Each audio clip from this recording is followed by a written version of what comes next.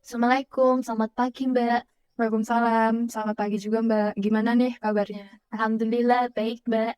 Senang nih bertemu sama kamu. Sebelumnya aku boleh tahu nggak nama kamu siapa? Boleh Mbak, namaku Elsa. Oke Mbak Elsa, kenalin nama aku Laila. Nah kalau boleh tahu sekarang kelas berapa nih? Aku udah duduk di kelas 11 nih Mbak. Oh, oke Mbak. Kedatangan Mbak ke sini pasti karena ada yang ingin diceritakan kan? Nah, jadi apa nih yang bisa saya bantu? Iya Mbak, aku lagi ngalami permasalahan dalam pembelajaran. Boleh nggak kamu jelasin permasalahan yang seperti apa? Ini Mbak, aku ngalami penurunan di mana mata pelajaran yang aku suka karena aku kesulitan dalam pembelajaran di kelas. Aku sering ketinggalan dalam memahami materi karena guru mata pelajarannya terlalu cepat dalam menyampaikan materi. Jadi aku sering banget ngalami kesulitan belajar, Mbak. Oh gitu. Terus apa lagi? Ayo cerita aja. Jujur, jujur aja ya, Mbak. Aku ngerasa sering nggak percaya diri di kelas karena nilai aku yang sering banget jelek dibanding sama teman-teman sekelas aku. Nggak tahu kenapa, padahal aku udah berusaha semaksimal yang aku bisa buat memahami materi di kelas, tapi hasilnya masih belum memuaskan. Yang lebih membuat aku sedih itu di mata pelajaran yang aku suka sekalipun, aku kesulitan dalam pembelajaran. Oke, aku kurang ngerti nih kesulitan apa yang Mbak Elsa alami. Nah, mungkin bisa sedikit kamu jelasin kesulitan apa? Jadi gini Mbak, aku tuh sering banget alami kesulitan menjawab pertanyaan yang guru aku kasih ke aku karena aku mau belum memahami materi. Jadi ya, di penilaian guru aku itu tidak memahami materi dan tidak aktif di kelas. Padahal aku kan membutuhkan waktu lebih untuk memahami materi, Mbak. Saya juga merasa metode pembelajaran seperti diskusi kelompok dan presentasi ngebuat aku makin kesulitan karena aku sulit komunikasi. Jadi teman sekelas aku tuh kurang seneng pas aku sekelompok sama mereka. Oh gitu, oke, aku paham. Nah, sekarang bisa nggak jelasin apa yang kamu rasain dari pengalaman kesulitan belajar kamu? Aku tuh sering banget ngerasa sedih, takut, Mbak. Aku juga sedikit malu. Apalagi ketika di kelas mereka mencoba menolak aku di kelas. Padahal di mata pelajaran tertentu aku cukup pintar. Tapi karena teman-teman seperti itu, aku ngerasa memengaruhi kinerja aku dalam belajar. Padahal aku sangat perlu nilai yang bagus supaya memudahkan aku untuk memilih bidang yang ingin aku tekuni selanjutnya. Oke, sekarang aku paham nih apa yang Mbak Elsa alami dan Mbak Elsa rasakan setelah mendengar cerita dari Mbak Elsa. Nah, aku juga setelah mendengar ini ngerasa prihatin kepada Mbak Elsa. Terima kasih, Mbak. Nah, oke. Dari pengamatan aku ya, berdasarkan cerita yang kamu ceritakan barusan, aku itu perlu eksplorasi lagi masalah kamu. Nah, cerita dari gambaran yang kamu sampaikan itu udah luar biasa, jelas, karena saya bisa lihat kalau kamu tuh mau mencoba untuk menjadi lebih baik dan memiliki tujuan belajar yang jelas. Iya, Mbak. Oke, sekarang kita mulai nih masuk ke tahap konseling. Jadi, aku sangat mengharapkan kejujuran dan keterbukaan Mbak Elsa untuk jelasin permasalahan yang kamu alami. Nah, di sini juga saya akan menjaga kerahasiaan masalah dan data yang kamu sampaikan. Gimana, setuju? Setuju, Mbak. Oke, sekarang aku mau nanya, gimana keadaan kelas kamu sih? Misalkan keaktifan anak-anaknya atau lingkungannya? Keadaan kelas aku itu sama kok sama kelas di sekolah pada umumnya. Pagi hari misalnya ketika mengawali pembelajaran, siswa kelas aku sangat teratur dan disiplin. Mereka nggak sulit untuk diatur. Kelas juga jarang kotor yang parah, kecuali ketika ada kegiatan selain belajar di dalam kelas. Tapi siswa di kelas aku juga sering banget bersikap berbeda menyesuaikan guru yang sedang mengajar. Bisa dibilang anak di kelas aku itu ambisius. Dimana di posisi aku yang butuh waktu lama untuk memahami materi itu ngebuat aku kurang nyaman. Oke, sekarang aku mau denger nih Mbak Elsa ngungkapin perasaan sedih, takut, dan malu Mbak Elsa selama ini ke guru dan teman kamu yang bikin kamu gak nyaman waktu belajar di kelas. Aku juga bingung, Mbak, gimana ngungkapinnya. Kalau gitu, anggap aja aku ini guru atau enggak teman kamu yang bikin kamu gak nyaman di kelas. Jadi nggak usah takut. Tadi kan kita udah sepakat untuk terbuka dan jujur. Dari Mbak, Aku ingin menyampaikan perasaan aku pada guru aku dulu, Mbak. Oke.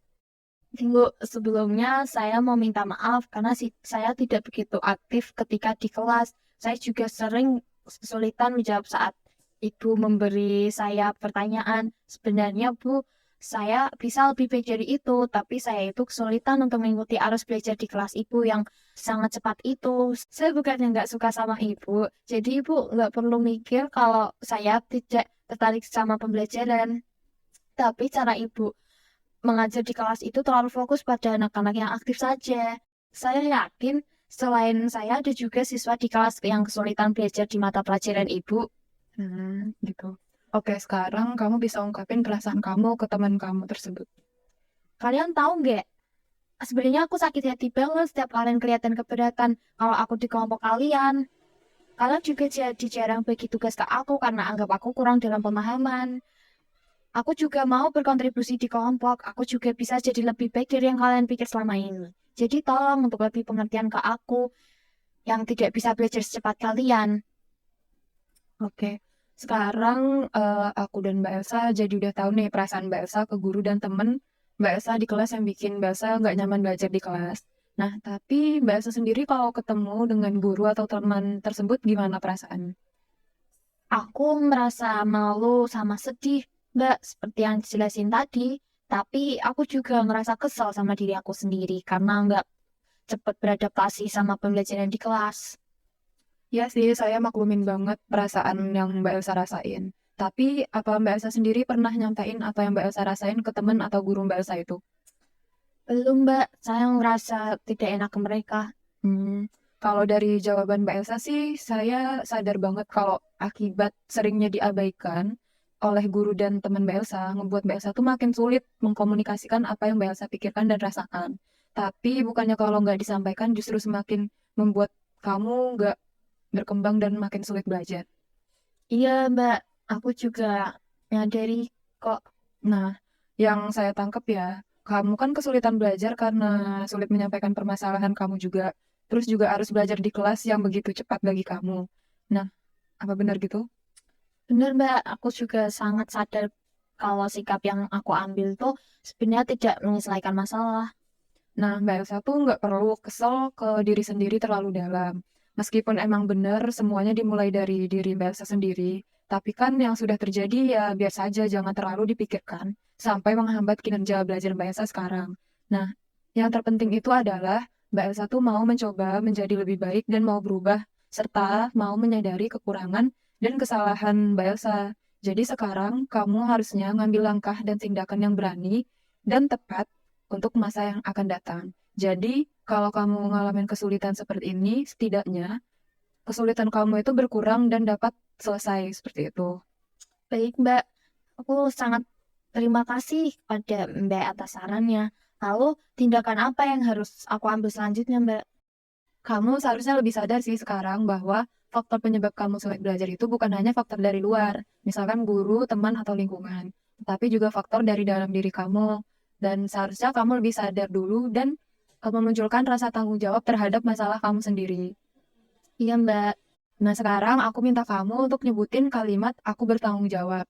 Nah, kalimat aku bertanggung jawabnya, kalimat selanjutnya bisa kamu lanjutkan dengan kalimat kamu sendiri. Ini bebas kok, jadi jangan takut salah. Aku bertanggung jawab atas permasalahan yang aku alami.